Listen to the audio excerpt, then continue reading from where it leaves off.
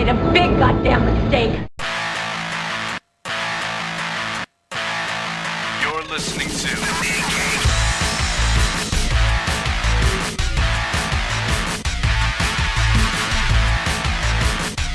Comics Podcasting on the Edge of Civility.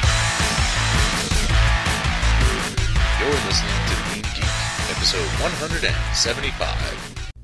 There's no 175 present. What? No, what makes you think that there's a 175 I got present? you one. You got me that before you even knew what the numbers were tonight. You still got a present. I did get... Look. I appreciate the Kmart exclusive Star Wars Scanning Crew set. I do. I like exclusives. I like the oddball shit in the action figures. I can use the equipment. And you collect Empire guys. I like the Which Empire is weird, guys. by the way. Well, I need them because Super Macho. It works. And You honestly, did that before Super they're Macho, just- though, Yeah, which but was weird. The thing is, there ain't enough Rebels to make a viable collection. Oh, I'm going to collect nothing but Rebels. Yeah, well, you can get John Ratzenberger Chief figure. I got them. Nobody cares. And I never understood why I should give a shit that Norm, or whatever the fuck his name was, Cliff, was a rebel. Who gives a shit? It's not like he wasn't never at the bar going, when I was on Hoth. Now, I might, if there was a little crossover thingy going, I might have gone for that. But I cannot give a shit. That, I mean, if he was at the end of the bar in the cantina, Yep. that might have been something. That would have been awesome. And yet you love Space Frogs, so one never knows. I do not love... Stop with the space frogs! Never gonna happen. God and fuck. Hey, kids. This is the Mean Geek. Comics Podcasting on the Edge of Civility. I am your host, the Tech Jedi, Adrian Hunter. Beside me as ever, my hetero life mate and co-host, the Reverend Mad Duck, Quack, bitches. Bill McGinnis. See, there's the catchphrase, just like last episode. I don't know about that. I'm not re-arguing this, okay? It's been a week. We're not doing it. That is now your catchphrase. Well, bitches quack just sounds wrong. Oh, Yeah. ouch. Yeah, yes, see? No, No, don't not say cool. that. Not kosher. Get back, Loretta. It's Indie Week, and that means a lot of fucking books. Raiders of the Lost Ark. And what? It's Indie Week. I hate you so much. Ow. No new news because although you're hearing this a week later, we're actually recording it the same night as the Marvel. So there's no new news. We had a little philosophical Well, this is thing Gary going on Gnews before with the- no news is good Oh news. my God. What show was that? No idea. It wasn't Reading Rainbow, right? No. It wasn't anything I watched regularly. I No. remember that. I remember one other line of dialogue from that show. What's that? The girl with the pigtails, I think she had pigtails. I don't know. She noted that she vaguely remembered not to vaguely remember.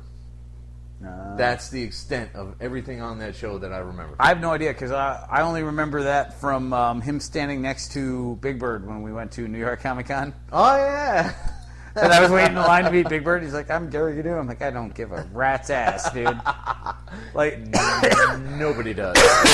any other time, you being a puppet would be fucking mad awesome. But Big Bird's within like 20 feet of me, and your ass is just a fucking Gnu. Who cares? Like I said, it's Indie Week, and that means we got to start off with Dark Horse. It doesn't mean it, but we're going to anyway. Oh yeah, because we decided to start zoning them by books. I forgot about that. We're doing them by publisher, Which makes is sense. what you wanted to say. Although, writing it down like that, I mean, we get one book from fucking Boom. So segregating them like that. You the ghetto book, motherfucker. So we start with Dark Horse, because that's an awesome publisher. What they're not being awesome at is Veil 2. Because we've had 2 issues and 2 instances of attempted rape, and that's not fucking cool. No, that just seems kind of Excessive and forced. fucking forced, especially since one of them is a cop trying to do it. See, Vale and Dante try to escape the cops by going to a diner. of all places. Because you're never going to find yourself a fucking cop Where in a all the diner in donut New shops York. closed. Ah, ha, ha, ha. So, it's, there's wondering and questions, and there's no answers, and mysterious guy number one talks about sorcery with rich guy number one, and they have vague plans that are supposed to be setting up a mystery. We're supposed to go, ugh, oh my god, what is happening here? And it was just like, bleh.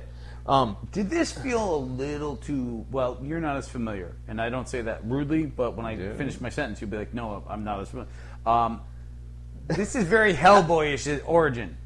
Is it really? Yeah, like all the Nazis around, Rasputin does this big spell, and nothing happens. They're like, no, and he's like, no, I've opened a door into another universe. Mm. And they're like, dude, we were expecting like a big fucking demon thing, and we got smoke and a lot of electricity. All right, I can see where you're going. Yeah, absolutely. Yeah, so, yeah. I like your weird glasses, super sorcerer douchebag. Was kind of creepy, and he definitely melts a face off pretty effectively. I like the mob boss getting all tough, and then he watches his sidekick get melted into shit, and he's like, well, I'm done with that. And the constant use of rats in the book is interesting. Yeah, I have first-hand experience with feral rats. I don't need to see them fucking anywhere. I don't, no. That's not true. Fuck that. What are you talking about? You love Mouse Guard, and... They're the bad guys in that. They're not a plot point for the... They're a pretty big plot point. Fine, you only like rats with swords. Fine. Duly noted. I hate you so much. But, now, is that a rat without a sword? Fuck that thing. Dante gets arrested. The fat cop who thinks he's just so much cooler than everybody else in the fucking just universe. Just a gigolo. Takes Vale into the alley and tries to bang her, and she's not having any of that, and justly so. Melts him into She something. Kills his ass. Who knows what she did to him? As long as he's dead. That's what I'm hoping, because I'm not a big fan. You're very sensitive on the rape issue, and we've had that conversation before, so I really don't feel the urge to revisit it. No, there's no need. Anybody who wants to hear it can go back a few episodes. I do feel that 2 and 2 issues is kind of appalling. Yeah, that's a bit much. I am hoping, just from a pure... because I do like Rucka, I think he's a talented writer, and I think that this is pure lazy. So I'm hoping that there's something about her mystical possible background that pulls that out of people. Yeah, that draws people in. Right. Yeah. Then it becomes not horrifyingly awful. Not as horrifyingly awful. Well, it's a plot point at that point. Yeah, but there's a lot of people who would, say that there's... If you're in control of the universe by writing the universe, then there's no reason it needs to be a plot point. Fine. And I'm not going to back that up or contest it. I will totally contest that because, if you want to take all murder out and... No, I'm with you. I see where you're going. It's great to point out one crime as being awful, but there's a whole lot of other things that suck, too. But we're doing exactly what we said we wouldn't do. So. No, well, I'm not debating with you. I'm debating with the inherent universe. And I do that shit all the time. Fuck you, world. I'm the Reverend. I stand alone. I quack from the mountaintops. Title. I am Reverend. I stand alone. I quack from the mountaintops, bitches. Maybe that one is. Titles galore. But it was promising at first, and now this one was just like. I would go what are you one doing, more. Greg? I mean, we're going to end up finishing it because it's a 4. Yeah. I want to see one more before I write it off, but this was not a good step forward. No, not really. I'm not going to lie. It didn't hold a whole fuckload for me. No. Lobster Johnson always does, though. Lobster Johnson. What's great is you have the cops being like, dude, this guy's like. Slow down. Get the lobster. Number 3. Fair enough. We have our plucky reporter being interrogated by her supposed cop love interest, who was actually using her for lobster information. Pretty much. And the real captain shows up. And she, you gotta love the moment where she's like, no, he's a vigilante. He's taking out criminals. I'm like, yeah, you remember when all those mob guys were shooting other mob guys and then a bunch of kids got killed? We don't like that. And some fucktard with a fucking mask and a bunch of lobster playing cards? He's really not doing anything different. He's not, we're not betting that he's going to be really accurate and polite. We're anti that, too. Now, after the interrogation, Devil Dwarf escapes. And I know that look on your face. He's a professional wrestling character Devil Dwarf of the year for you. I do miss the giant Russian wrestler, too, though. But yeah, but Devil Dwarf makes up for it, I'm sure. You got all sorts of wacky brain surgery. A giant mob plot point involving breaking into 10 vaults simultaneously. Right, And then you have a comic montage of Lobster fighting mob guys in vaults. Which was pretty good. It's just such a fun book. It has lost, and I feel like they're regaining it a little bit. Yeah. It has lost a little of the humor. All the Mignolaverse is just slowly whittling comedy out. It's like, no, I'm sorry, we do like things to be funny, but it interferes with the abject misery. We like things to be funny, but it interferes with the abject misery. Dude, tell me that Hellboy doesn't feel like... That's it, man. That's it right there. It's like, no, sure, a wacky corpse is fun, but... Lobster steals Cindy's work because he doesn't need this shit published. He's tired of the... No, he didn't actually steal it. Remember that weird Mr. Moto guy takes it and brings it to the mob boss. Yeah. She assumes it's Lobster. Peter Lorre, thank you. Peter Lorre played Mr. Moto. I stand fine with my statement. For those of you who don't know who Peter Lorre or Mr. Moto is, go to another fucking podcast. I don't have time. I don't need you. Please use your internet to look up Mr. Moto and be appropriately offended, but then go look up Peter Lorre and be happy. At the end of it all, because Lobster is so busy trying to stop all these robberies, he eventually gets caught in the middle of the one with the cops, and they pull out some grenades, and he's like, fuck beans. Dude, you gotta be, what kind of cop, fuck this, you're risking too many innocents. Throw grenades at him. It's the 30s, man. That shit wasn't regulated. I'm hoping that there's a big fucking stitch on that guy's head, and he's another, because... Private citizens could get fucking grenades in 1936, man. Believe it. Believe that shit. Crazy you could ass run around with a fucking Tommy gun in 36. Nobody gave a shit. Crazy ass grenade cop. Fuck you, Axe Cop. I've got a grenade. I'm Grenade Cop. I read a bunch of Axe Cop. Did you really? Yeah. Where? I bought a trade. And? It's written by a 6-year-old. Does it scream my name? Because I feel like it does. At points it does, and then there are other points where nobody edited this kid. Okay. It's literally, it's a stream of conscious talking to a 6-year-old making up a story. Because I watched some of the cartoon. And I'm not going to say that's bad, but there are points where it loses a lot of focus. Now, Star Wars 16, which is our next book up, Wedge has to deal with a lot of local yokels because they don't like Z95s and they want to know where their X-Wing is. And they're right. Come on. They're kind of right, but the Rebellion is a ragtag fugitive fleet. They don't have just a whole Incom T-65 factory ready to pump shit out for these guys who don't even know how to fly headhunters yet. I disagree, because first off, they point out they have hundreds of hours. Secondly, Wedge is showing up in an X. You don't be like, oh, here I am in my X-Wing, here your shitty thing. Well, I mean, it's he's earned the motherfucker. They have not. They aren't even really officially part of the Rebellion yet. Does it feel like Brian Wood's Star Wars is all about Wedge sometimes? I ain't got a problem with that. Wedge needed to be fleshed out. You want a Porkins miniseries, for God's sake. Oh, yeah, you are wrong. The Porkins story. Jed Porkins. I know. You knew his first. You remembered his first fucking name. You have his action figure. I do, in fact. Because back then, it was like, holy fuck, a Porkins action figure? I have to have that. Have they ever made a Red Leader? Pretty sure. I know I don't have it. I'll say that. So, he's had enough of this shit, because all he wants to do, he's got a job. He's got to teach these idiots to fly. Sure, they've got hours, but this is his resource. This is what he's got. So this is how he has to accomplish his mission. So he goes and bitches to Leia about it. And she has to eat shit because she's not a girly girl princess, which, guess what? Fine with everyone else in the universe. No, you know what? I'm going to disagree because like, if you make a deal to be, we're going to use your planet. I'm going to get engaged to you to use your planet. Oh, you're marrying into a royal family. We expect our queen to not work on engines with the commoners. I'm not shocked by that sentence.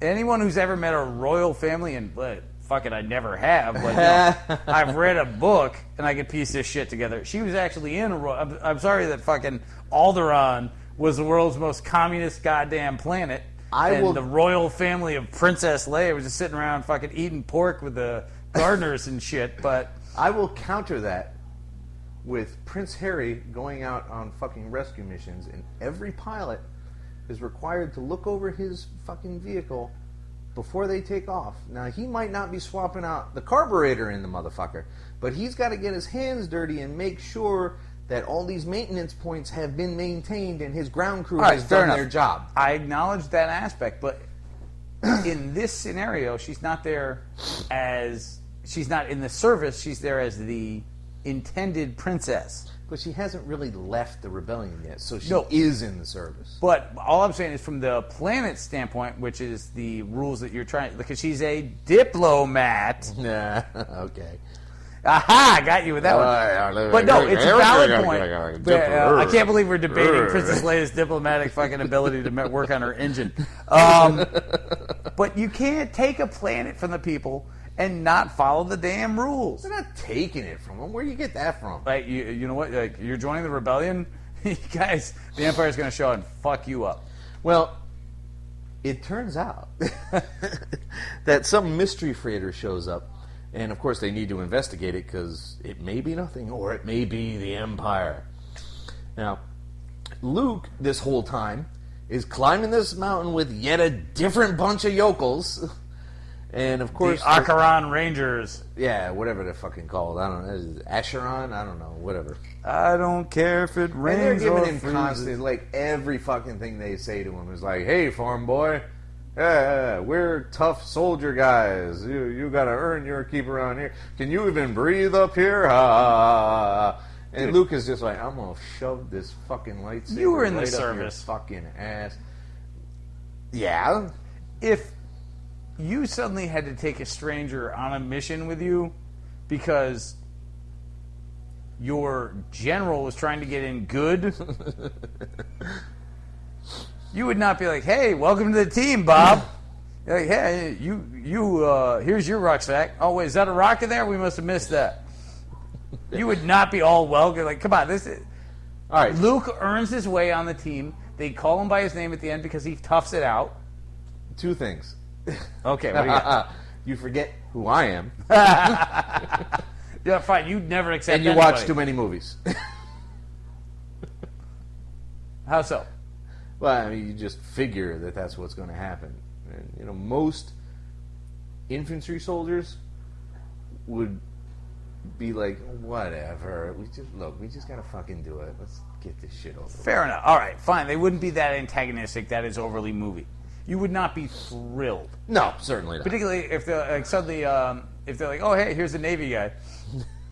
You bring me a Navy guy, I'll piss in his cereal. There you go. All right, fine. You got me.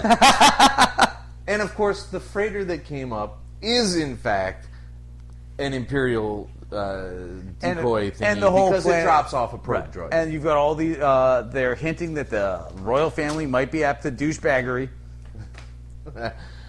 Yeah, which is, it's pretty much a foregone conclusion, really. Well, we know the problem is, like, if you go back to the old school Marvel Star Wars, and this book is great, and I'm not trying to say that the Marvel one is better, but when you were reading them as a kid, there was no other Star Wars stuff. You didn't know what was going to happen next. This was the extended universe. Like, if they're like... There wasn't anything else until 93. Right, so when you're reading that, if Leia was engaged, you're like, fuck, Leia's getting married? Now you're like, I know that's not happening. Either you're going to die, or you're going to respect her and change your mind, or you're a douchebag. You got three options here. All true. So, but yeah, it's a great book, and I'm sorry to see it go. Yep. So, a book that won't replace it, but will fill its space in the roster For now, for the moment, is Conan the Avenger. I We got ordered a this. first issue on this one. It's written by Van Lente, Which who is why you we have got it. taken a shine to. Well, there's Archer and I Armstrong. can take a leave here or there, issue by issue. You book like by some book. Hulk stuff. You did Yeah. love Archer and Armstrong. So his take is that there are some nasty demon babies being born in Kush, while Conan is depressed and drunk because apparently there's Bailey either Belit. died. Belit? Belit, I believe. Belit? Really? I don't know. Belit. Yeah, he's French. I don't think she's French, dude. But I want to say, now I may be inaccurate, somebody owns this, I don't anymore. There used to be a Marvel handbook to the Conan universe. Yes, there was. Right. And I'm pretty sure that they pronounced it Bailey in there. Well, that doesn't make it right. Whatever the fuck. Hey, you did not get a pronunciation guide in the back of Howard's books. No, you did not. Here's the thing. First thing about this book, I'm going to take the lead on this because I love Conan and you could give two shits. So I feel... I like Conan, it's just not to the same level. You Jesus. Don't make me sound like I could, come on. I'm just saying, dude. How many Conan issues do you actually own? These? That one is mine. How many okay. books do you actually own? Books? I used to have quite a few, but then That's we right. moved and we But lost them. all right, fine. First off, this takes a lot for granted. Like, you're diving right in. They're assuming you know a lot about Conan. Yeah, they're assuming a lot. This is not like, oh, hey, here's a starting off point. No, it's not. He's obviously a younger Conan, though. Yeah. So but, it's earlier in his career, so to speak. I mean, if you go back to the Marvel Conan book, I believe showed up in issue 100, or died in issue 100. 100 was the big Death of Beli issue, Oh, okay. Pirate Queen. And she was an actual character in Howard's book. So, like, you're definitely expected to know something about Conan going into this. Right. And the weird cultish baby thing with the dictatorship and the demon hunter, Conan gets thrown into a trash pit covered in writing. Like, He this gets is mugged and dropped off. That's how that happens. there's some weird shit going on here. I did not hate this book by any stretch of the imagination, but it was not the big fucking home run I was hoping for from this. So he's in that trash heap because he's been mugged and all his shit's been stolen, his sword, his armor, everything. And somebody painted symbols all over him. Yes, for some bizarro fucking reason. Maybe it's a frame up, maybe they're just being assholes. Maybe that's the Hyperborean version of a giant Sharpie cock on the face. Well, we have to assume no, considering that the demon hunter assumes that he's the devil. Yeah, and there's this Dianaga type thing from the trash compactor of Star Wars he has to fight.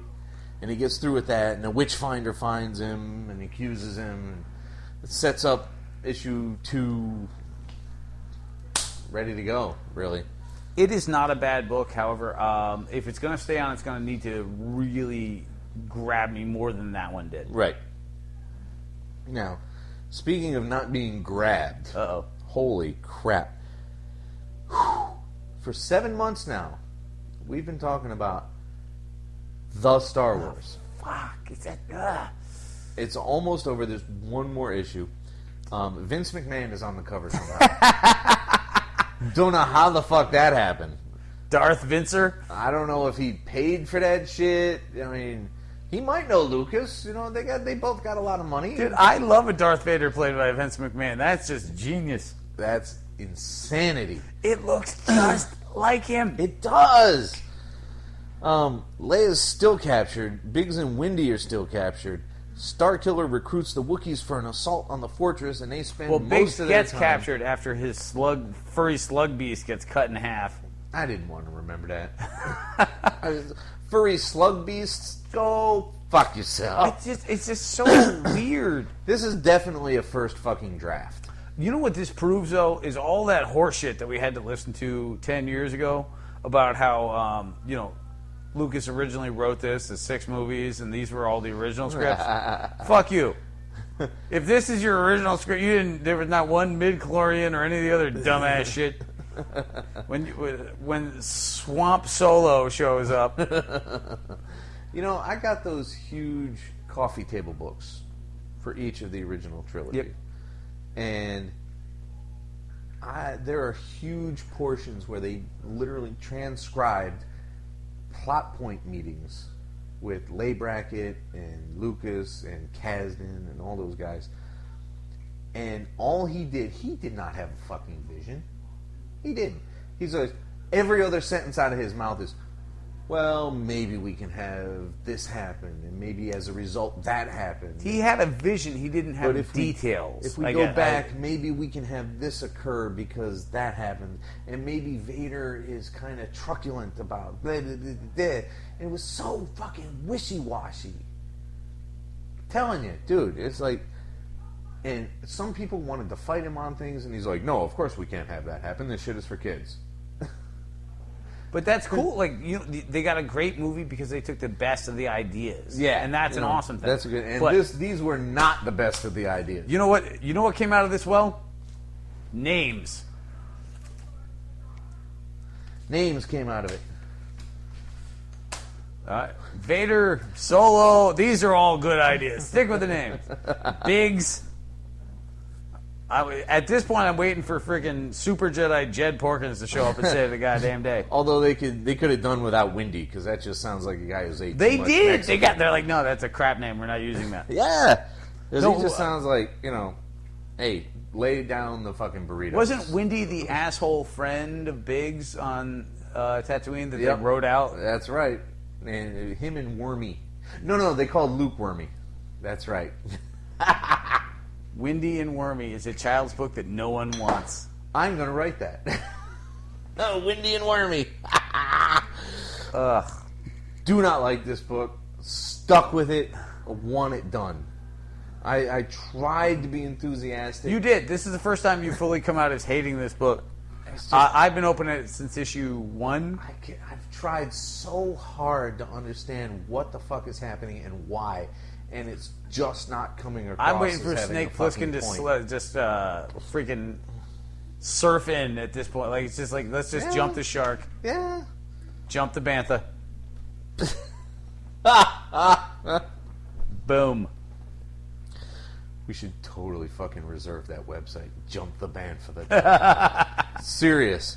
Because when the new movie comes out and everybody hates it, that thing's gonna be worth millions. Now, what's not gonna be worth millions is Sovereign number 2. I am not a fan of this book. The art style, it kind of grew on me a little bit. It's very European. Very European. That's an excellent way to put it. It has that heavy metal kind of feel to it. And there's ideas here. There's a lot of ideas, and they're not badly drawn. I just don't care. Like, nobody's sympathetic. The characters are not developed. Half of the book is a long prose story, basically, of 3 brothers who are all dicks. Yay. It really is. The specifics of this particular issue are the Ghost Eaters, who try to prevent demons from inhabiting recently dead bodies, which is an interesting concept. Yep. It's not too bad. It's not bad at all. They come upon a farm and they spend the night, but the guys are like, the farmers only let them do it because it's the traditional rules of hospitality. If someone comes to your house and they ask for shelter for the night, it's a common fantasy trope that you allow them to do that. Like if you offer them salt, like in George Martin, his stuff. There's a guest honor that you're not supposed to impugn, and that's pretty common. And so they stay the night, and the next day they help a caravan with a burial, which is what they do. That was my phone. Oh, thank you. Which is like the 90th time you've gone, what the hell is that? It's never going to stop. We get treated to this long, drawn-out, dry history lesson. I care about there are psychics. The captain, the ship's crew is now the military team. Like, I don't care. I don't care about any of this. Nobody is particularly they're not even. It's not that they're not likable. They don't have none of them have personalities whatsoever. None at all. The closest we get some archetypes. The younger Ghost Eater is not enthusiastic, but is dedicated, and she wants to do what a Ghost Eater is supposed to do, and she wants to do it properly. You have the other brute in the party who just wants to kill whatever the fuck, and is not so much on tradition, is just like, we should just fucking kill him. And the old wizened guy is always counseling wisdom and patience and blah, blah, blah, blah, blah. And I'm sure that one day this will be a fully fleshed, engaging book. But right this second, having read 3 and 4, Which I have not. ugh. There's a lot of world building and not enough excitement. I don't care. I don't like anybody, and I don't want to keep going. Like, it's not really terrible. It's just not interesting, and it's not for those of you who like that kind of thing. I can totally see getting into this book. Yeah, all yours. Go to town. If you like concept, then you might really enjoy this. For me, however, I'm like, do fucking something. Oh, somebody thought in somebody else's head. Hurrah! Hurrah! Now, a book where things do occur is Revival 19. Wow. This always takes up a third of a fucking page. Well, it's weird because nothing happens in this one. Like, the big reveal here is that there's a revival guy who skateboards and dresses like Jesus. Yes. Chuck the dog comes back to Majak, possessed by the shmoo. That was gross. That was gross. That was flat out. The shmoo tries to take over Majak, but apparently can't. Who knows why? It's very difficult to tell. Maybe he's too old, his body is not suitable. Who the fuck knows? The sheriff goes to Ed to serve a ticket for public shitting. And Ed says, well, I was actually a guest on that land at the moment, so it's okay. Let me have your ticket because I didn't fucking wipe myself. Well, That's nasty up in that motherfucker. Ed is a dick. But no, the ticket is valid because he shit in public land. He was a guest on private land when he was walking over to shit. Wonk, wonk, wonk. Now, he's out there in that tree, out in the open when the sheriff comes in, because there's a tunnel being dug underneath him. Probably, I would think, to ship out black market reviver body parts.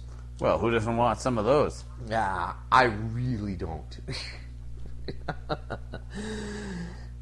I had a joke there, but it was too fucking gross. Never mind. And it was also unformed. So, Dana talks to Ibrahim about M, which is boring. They're looking for a reviver involved in M's death, who in the next issue actually seems to be in New York. For some reason, Ken has a woman tied up in his tub. Which I don't get. It's like, who the fuck are you and why are you there? Are you a reviver? I don't know what's going on there. There's some fundamentalist revivers, and they stumble into a shoot for a Psycho video with this, like the Jesus guy you mentioned. And Scully and Mulder show up for no fucking reason. It's insane. They do! Red-haired girl, brown-haired guy. Yep. From the FBI. That's Scully and fucking Mulder. Which I'm not saying is a bad thing, but it's clearly intended to be those two. There's no subtlety in it. Well, the guy did not look anything like Mulder other than the brown hair. She looked exactly like Scott. Like, it wasn't even close.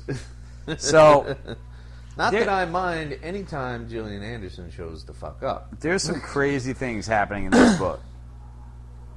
And it's all good, though.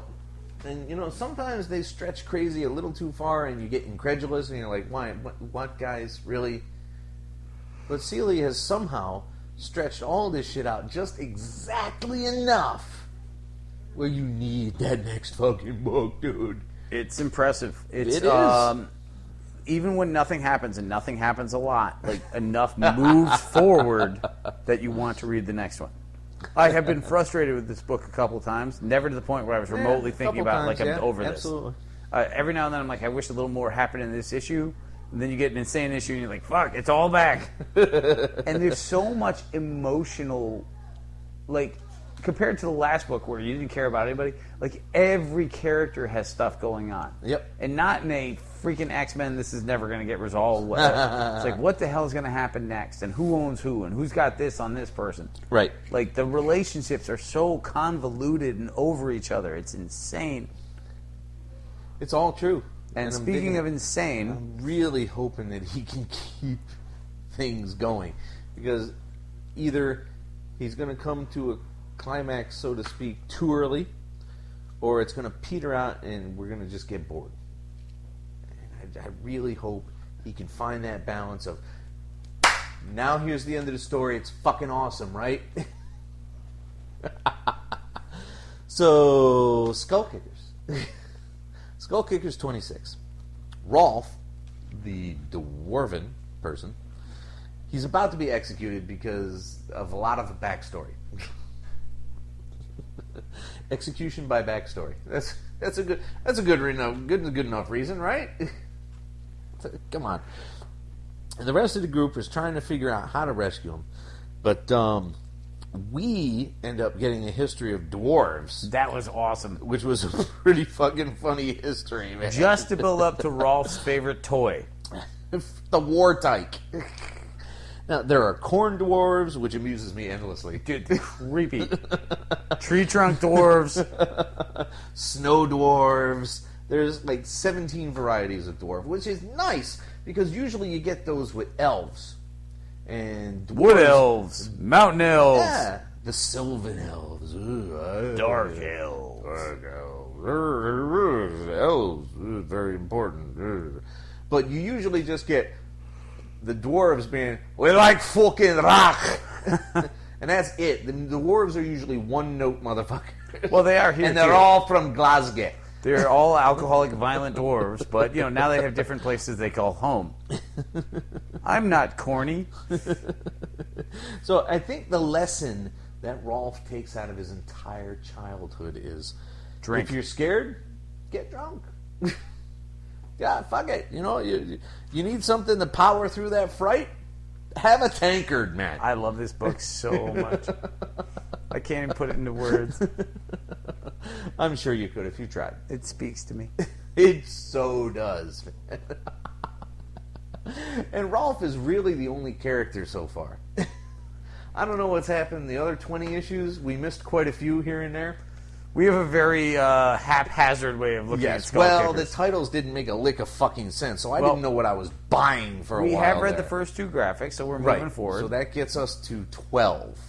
And then we have haphazardly in the next 10. 10? Really? That many? No, but we have haphazardly, say, within that period. Okay. Yeah. All right. So we got a good idea of what's happening in this whole realm, so to speak. But we're missing bits. But I'm sure they're fun bits. Kind of like your genitals.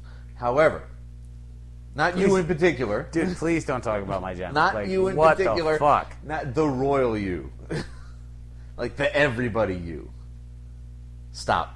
So, Starlight 2. You weren't going to let me go on that one, so we're just hitting the next fucking book. Duke, the former Flash Gordon analog, is visited by Krish, who needs him to go back to Tantalus, the world he liberated so many decades ago. He can't believe, no one believes Duke's history, though, because everybody on Earth is like, you didn't go to no fucking planet and liberate them. You're fucking whatever you are, a sports star. I don't give a shit. No, you didn't. You can't leave the planet. What are you talking about? Fuck well, that. he's old now, man. You can't believe that guy was out there saving space and time. But he needs him back because the Brodians, and I just really hope that that's not actual Brotians, because as twacked out as Miller is, What's up, bro? I don't need him to name an entire fucking race after bro. I can't have that. That offends my fucking everyday male, non-bro, guy dude, frat bro persona. What's up, bro? Stop it. So, yeah, the Brodians have invaded in the interim and couldn't be held off. So, Chris pretty much just fucking guilts him into going and plays a little chicken with the Air Force. And it's a fun little chase thing going on there. And then they just go, all right, it's time to go to this other planet. Here's a good rule of thumb. If you send a 6-year-old with a space rocket to 12. save the world, shit has gone sour. Like, you got to know, like, you know, when your preteens are out in space flying rockets, picking up 6-year-old dudes, shit is just not going to work out well. No, but I rather enjoy this book. It's got a bit more heart than the average Miller book. You know what? I think all Millar books have a heart. I think this is maintaining the playfulness that he does without, like, the darkest possible undertones pissing all over it. Like, I think that there's a thought-out process. Fair enough. Nemesis had no heart. Like, that book was evil. You knew where I was going. But Superior, like, you know, they were... yeah, Superior had a lot of heart to it. It just never finished. Yeah, I wish he would have. So, damn evil demon space monkey thing. yeah. I went looking. I don't think he ever did finish it. It just kind of ended and bleh. Manifest Destiny 6. Did we miss 5? No, we missed think so, right? 2 or 3. We read 4 and 5. Okay. I think it's all confusing now. Yeah, well, what happens in 6 is pretty much everything has this plant zombie version. Basically, everything in the world is out to kill you. Bears, rabbits, whatever, fucking skunks. They're all plant zombie things now. And the skunks especially, they decided to highlight for some bizarre fucking reason. Spray you with this green nasty shit. And, you know, that's going to turn the guy who got... Oh, God, it's just so horrifying. I can't even describe it properly. If a Lovecraft zombie skunk sprayed the poor motherfucker. If a Lovecraft monster had fucking full-on unprotected nasty sex with the thing from another world, that's the fucking That's shit. the 52 one, not 2 or 6. 52, I think. The 52 one, not the 1982 Fine. one. If a nasty Lovecraftian monster had filthy, unprotected sex with the John Carpenter the Thing monster, No, the other way. that's what we would have. Fine. Oh, no, you're right, because it was a giant plant. So, yeah, it does work in the 52. I got you for once, motherfucker. But if any part of the thing got on you, just was like the end of this, it. Yeah. so they both work. So eventually Seymour debuts and wants to be fed. Seymour has spores, however, because he was a randy motherfucker. And he does... The spores do this... When you breathe them in, it gives you this kind of weird fantasy Star Trek Generations Nexus thing where everything's perfect and Well, you just for one... float around and depending on your psyche... Yeah. Everything's either perfect or it's this crazy hell thing, which apparently... Lewis has the most sexual Nexus experience would of his be. entire life. And Clark imagines killing things for 45 minutes. Not healthy. No, not at all. And both equally gross. Like, this book is so insane. And which makes it fun. I love it. There are levels of insane that are awesome, and there are other levels of insane. It was just like, what the fuck were you thinking? And this is the awesome level. Now, insane, awesome leads us directly into our next book. Directly into Uber 11. And I made the effort to get the war crimes cover on this one. Oh, dear Because God. they didn't change anything. And some of these variants are the same price. So I picked the one I actually like. Yeah, it makes sense. So why the fuck not? Now, Marcus, this is... I appreciated this because we spoke a long time ago about just exactly how Hitler might be in real life, not specifically plotting genocide, because everyone has to have lunch. Yep. Sometimes you need a cookie. Sometimes you need a cookie. Now, Marcus is having dinner with Hitler while Sieglinde destroys London and kills Churchill. Marcus has absolutely fucking had it with this batshit fucko nutcase Hitler, because he's like so far above. I created you. I made sure that, you know. Well, doesn't he hint that he's not even who he thinks he is? Didn't he say something about how, like, you know, I've taken this name and... I totally don't remember that part. But yeah, like... Who says that? Yeah, let me Hitler see it real quick. That? Hitler's just ranting the whole Well, time. yeah. Let me borrow this for a moment while I try and remind myself something. But the Churchill, Churchill is just an awesome character in this book. He really is. You know, it's unfortunate that he gets his head ripped off and stuck on Trafalgar Square, but... Yeah. I don't know what you're talking about. But Hitler finally pisses off Marcus so much that he says, look, man, you don't actually know what I can do with my powers. And the first thing I'm going to do is shut you up by sealing up your mouth. And then I'm going to give you a fucking heart attack. Because I've had it with your horse shit. Which somebody should have said to Hitler around 1940. Okay, yeah, here it is. I stole the identity of a dead man and made my way home. It's not as if there were many who'd identify me now one way or another. Huh. But that might have been just to escape, so I may have... Oh, yeah, that could be, yeah. But, yeah, right. At least I didn't make it up. Yeah, but all right, so... Yeah. I will say, though, that's Gillen... Yeah, Yeah. Kieran Gillen, yeah. Gillen did this thing that where he made it sound like Sieglinde, how do you say her name? Sieglinde. Was on the suicide mission. She just shows up, fucks everything up, and goes home. Yeah. I'm like, dude, you Just kind of made walks that away. like maybe push the overly dramatic a little bit there. Yeah, no, he did not promise on the tension that should have been from his descriptions. You know, all the English attempts to stop superhumans lasted about 4.2 bajilliseconds. Hi, kids. This is Dr. T. This is Professor T.O. Morrow. No, Dr. T.O. I had it Morrow. right. Good God. And I stopped drinking, too. Yes, you did. Hi, kids. This is Dr. T.O. Morrow with today's Comic Science Moment. There is no such goddamn thing as a gajillisecond. Thank you. This has been your Comic Science Moment from Dr. T.O. Morrow. I love T.O. Morrow. He's such a great character you come up with eventually here and there. And I'm the one that talks about science, and you pull out the T.O. Morrow. That's Well, not because fair. there's no actual science in the Dr. T.O. Morrow Comic Science Well, yeah, Moment. that's the thing. So we go back to Ennis now. But interestingly enough, much more optimistically than the last few. Ennis's book. Yeah, Caliban. Yes. I don't know if you'd strictly call it optimistic in issue 1. It's just not horribly, frighteningly bad yet. It's definitely going to be a horror book. Yes.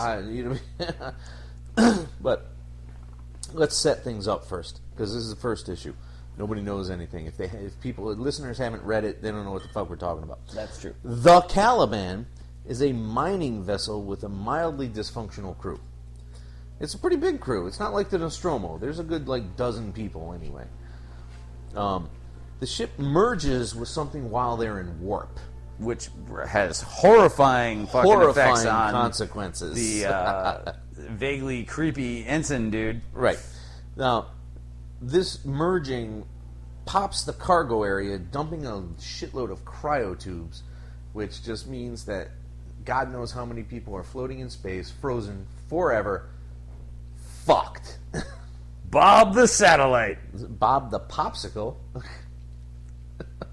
Isn't that an entire plot point in Dark Star? I don't remember that enough to say that. One crewman gets merged into the walls. That's got to suck. That sucks a lot. And the other is stuck between ships and finds a dead alien.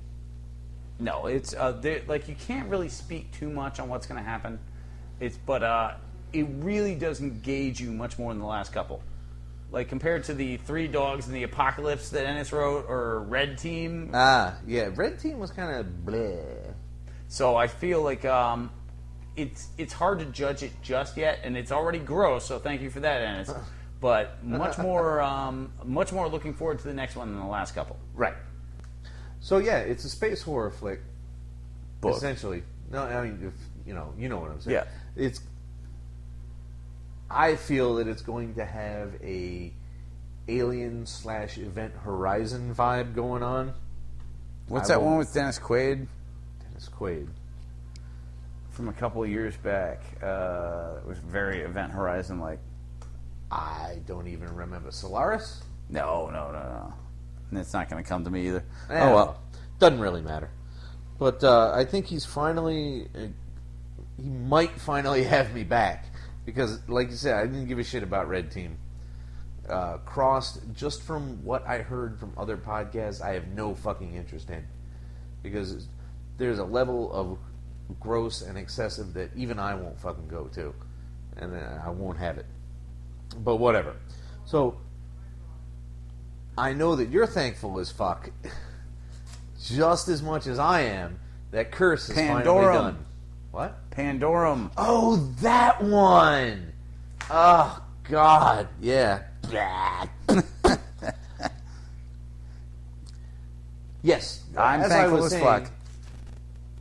I am so fucking glad Curse is over. Oh, I hate that book. I can see where he wanted to.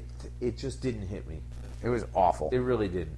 The dialogue was blah. A couple of the broader concepts were pretty cool. Like, eventually werewolves, as long-lived as they are or become because of the curse, eventually just become flat-out wolves. Not too bad. You told me at some point that's a normal thing, but I'd never encountered it before, so it was a bonus to me at any rate. So. No, I'm sorry. Like, and the big reveal, like, they're werewolves themselves. Yeah. Like, none of this book made a lick of sense. Like, I was literally, every page I'm like, I'm closer to the end.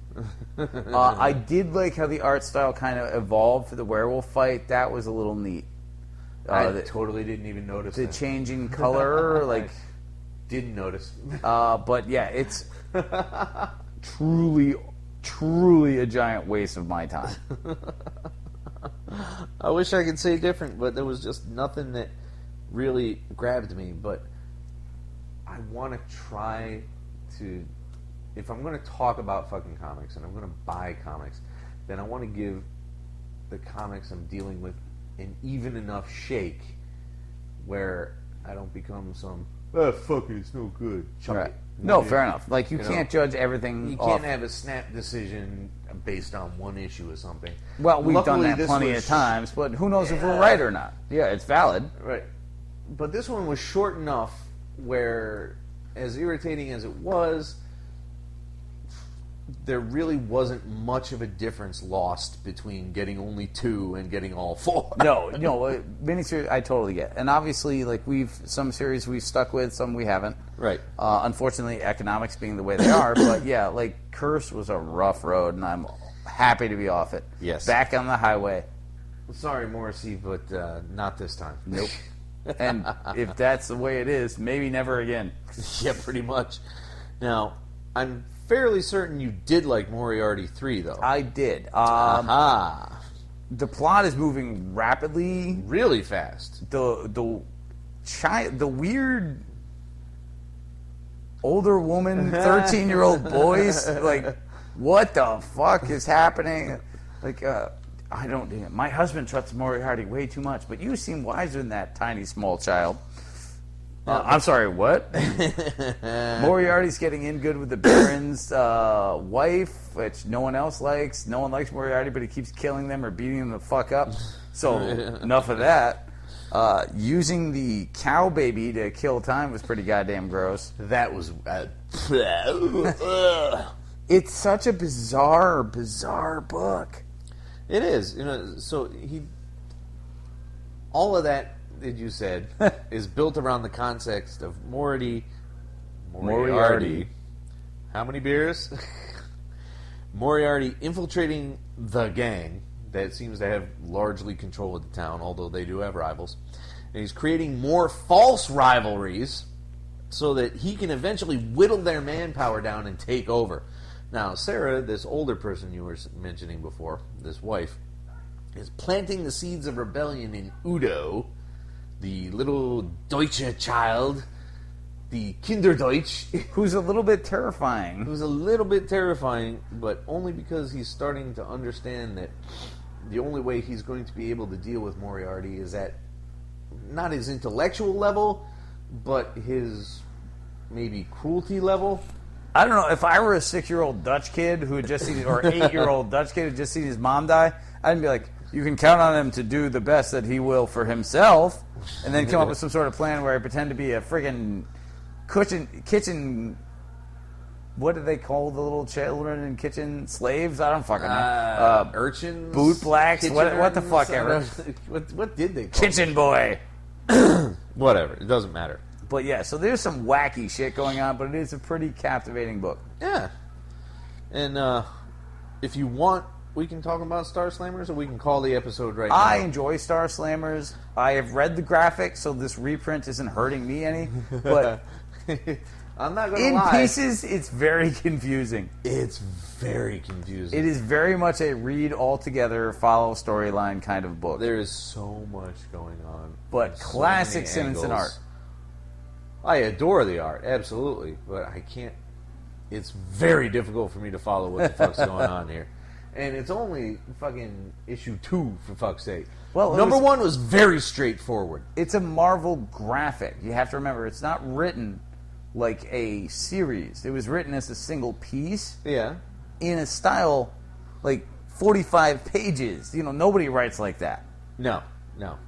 It's been a long time. So you're basically just halving it by page count. Yeah. Like, good luck. We stop here. Enjoy. Anything else?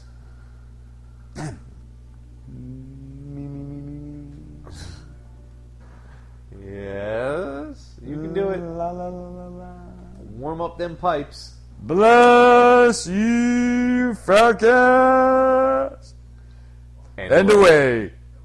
The Mean Geek is recorded live at the Reverend Mad Duck's apartment whenever the hell we can get to it. Find us on Facebook, Stitcher, Twitter under @TheMeanerGeek. Subscribe to us through RSS. Or we can be located at our own site, www.themeangeek.com. And most importantly of all, you can find us as a proud member of the Comics Podcast Network. Email us directly at themeanergeek@gmail.com. Can I drink now? You may.